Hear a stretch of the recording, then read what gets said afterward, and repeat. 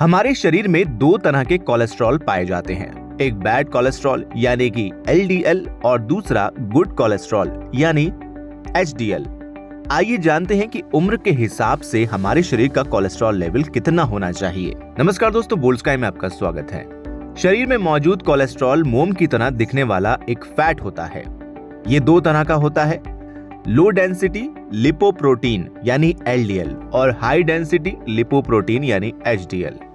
Experts की माने तो अगर ब्लड में LDL की मात्रा ज्यादा हो तो ब्लड आर्टरीज में फैट डिपॉजिट बढ़ जाता है, जिसे प्लेक्स कहते हैं। आर्टरीज में प्लेक्स की समस्या हार्ट अटैक और स्ट्रोक जैसी बीमारियों को बढ़ावा देती है।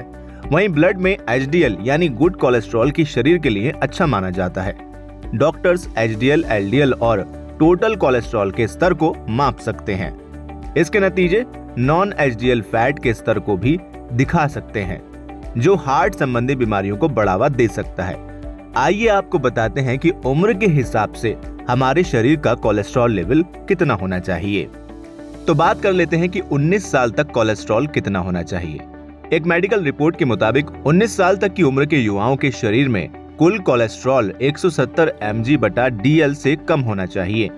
इनका नॉन HDL 120 mg/dl से कम और LDL 100 mg/dl से कम होना चाहिए।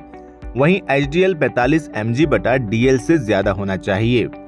अब बात कर लेते हैं कि 20 साल से ज्यादा उम्र के पुरुषों के लिए कोलेस्ट्रॉल लेवल कितना होना चाहिए। 20 साल से ज्यादा उम्र के पुरुषों की बॉडी का टोटल कोलेस्ट्रॉल लेवल 125 से 200 mg/dl के बीच होना चाहिए। वहीं नॉन HDL लेवल 130 mg/dl से कम और LDL लेवल 100 mg/dl से कम होना चाहिए। वहीं HDL लेवल 40 mg/dl या इससे ज्यादा होना जरूरी है। अब बात कर लेते हैं 20 साल से ज्यादा उम्र की महिलाओं के लिए कितना होना चाहिए। 20 साल से ज्यादा उम्र की महिलाओं के शरीर का टोटल कोलेस्ट्रॉल 120 से 200 mg/dl के बीच होना चाहिए।